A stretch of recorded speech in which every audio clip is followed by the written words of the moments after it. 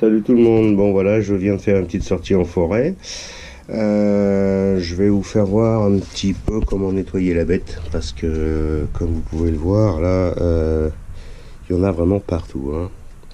Donc j'avais pas mis le filet pour voir un petit peu ce que la carrosserie donnait.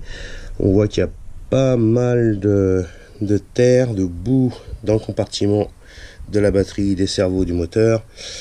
Donc voilà, je préconise quand même de mettre le filet, hein, parce que la dernière sortie que j'ai fait avec le filet, c'était quand même vachement plus propre en intérieur. Donc voilà, je vais vous donner quelques petites astuces pour le nettoyer. Comme vous pouvez voir, j'ai perdu une pièce. Je sais pas si on peut la voir de là. Alors je m'en doutais un petit peu, hein. C'est la fixation de la biellette qui règle la chasse, donc qui vient se mettre sur la pièce qui tient l'amortisseur. Donc voilà, donc c'est pas grave, c'est juste une vis avec un écrou. Je la changerai, j'essaierai d'en trouver une de la bonne taille, sinon j'irai en acheter. Et donc je vous conseille de mettre ou des écrous nil stop ou un petit peu de frein filet, chose que je n'ai pas fait avant de sortir, parce que je n'ai que du frein filet très fort et du coup je pourrais plus les enlever, donc ça ne m'intéresse pas non plus. Donc voilà, je vais faire une petite pause et puis je vais faire un montage vidéo, donc pièce par pièce, pour vous faire voir comment est-ce qu'on procède au nettoyage d'une voiture électrique qui est bardée de terre. Voilà. Alors, on va mettre pause et je vous reprends tout de suite. Ok, bon, alors avant toute chose, il faut enlever la batterie avant de faire quoi que ce soit comme intervention sur le véhicule, que ce soit pour un nettoyage ou autre chose. Alors, on va l'enlever.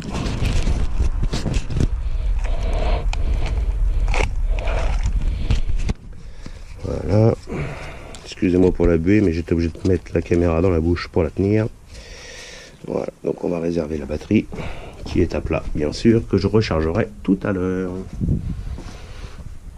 Alors ensuite, voilà comment ça va procéder. On va faire attention au compartiment où il y a tout l'électronique, mais en attendant, ce qui va être le plus important, c'est de nettoyer les cardans. Les cardans qu'il y a au niveau des roues, là, voilà, on voit mal, et au niveau des sorties de boîte. Donc là, ça va être très important, parce que ces pièces-là s'usent relativement vite, et donc il faut toujours qu'elles soient propres et graissées. Voilà, donc je vous fais voir. Hop là, allez, c'est parti. On bâche avec de la flotte, on en met partout et on enlève le plus gros. Ce que je vais faire, c'est que je vais enlever les pneus, ce sera beaucoup plus simple. Donc on va enlever les pneus et reprendre la vidéo de suite. Voilà, je vous fais pas voir comment on enlève les pneus, hein. Il y a juste un écrou à desserrer, tirer la jante et voilà, à tout de suite.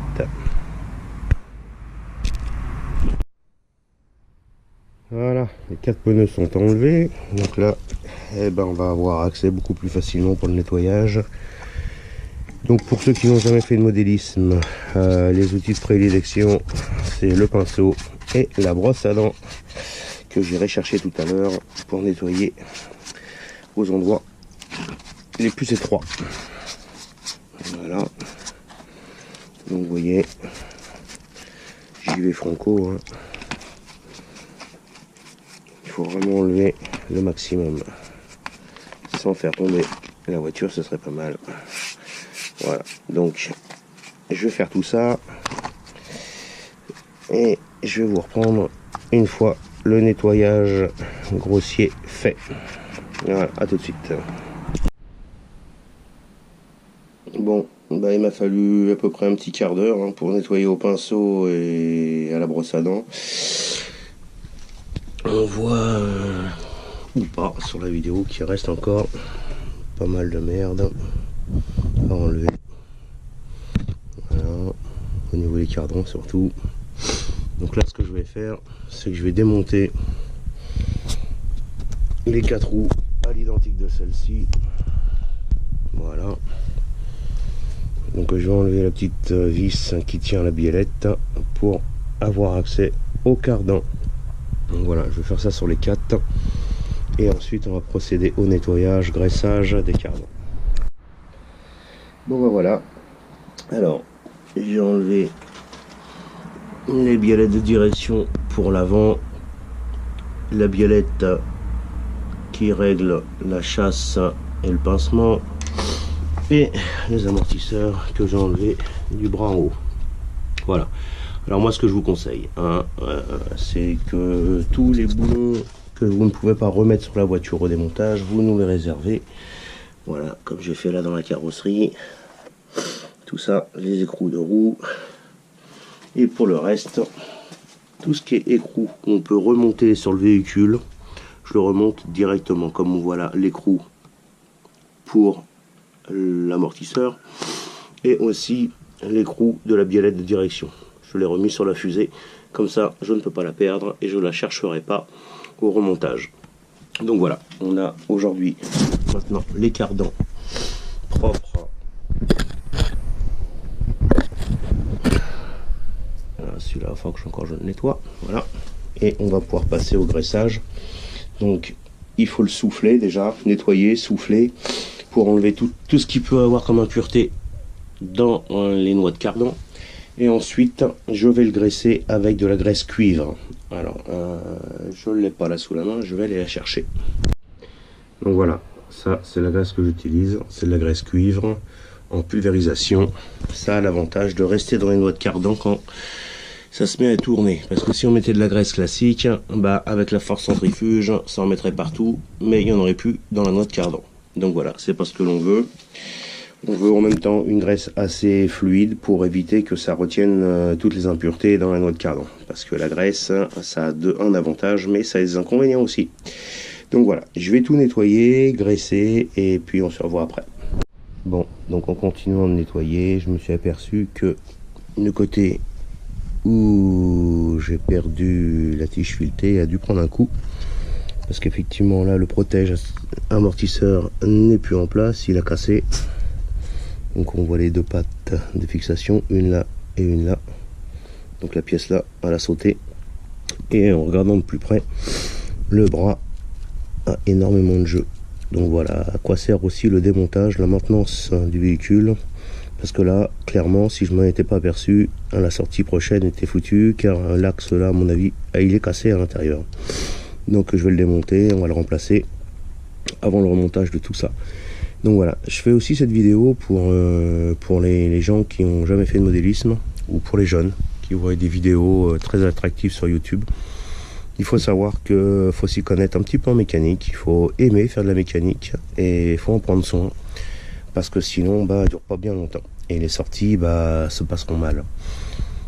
Donc voilà, c'est attention aux adolescents, parce que c'est des véhicules qui coûtent plus très cher maintenant, qui sont abordables à tous, ou pratiquement. Qui ont une grosse puissance et donc évidemment rapport poids-puissance, des fois ça peut faire mal. Donc voilà, là maintenant c'est obligatoire et il faut savoir qu'on passe énormément de temps à faire de la mécanique. Voilà. Bon, me revoilà. Bon voilà, j'ai tout remonté, les amortisseurs, les cardans, les biellettes de direction, tout. Et donc je me suis occupé du bras qui avait du jeu. Il est ici, voilà. Donc je l'ai démonté. C'est pas l'axe qui est en cause. On voit bien que l'axe est bien là, à son emplacement.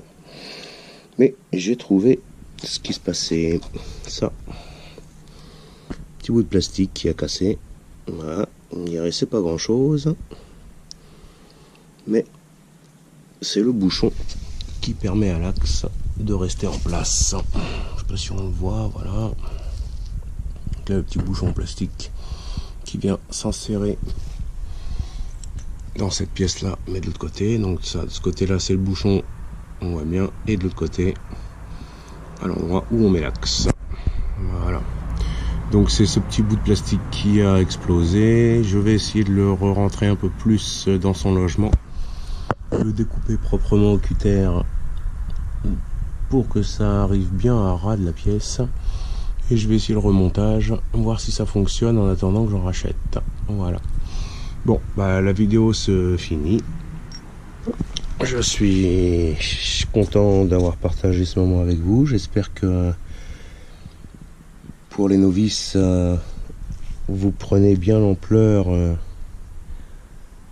de la maintenance qu'il y a à faire sur ces engins avant d'en acheter. Voilà, donc faut être équipé, avoir un peu d'outils et puis aimer la mécanique surtout. Voilà, bon bah je vous fais coucou et puis je vous dis à une prochaine vidéo. Allez, ciao ciao.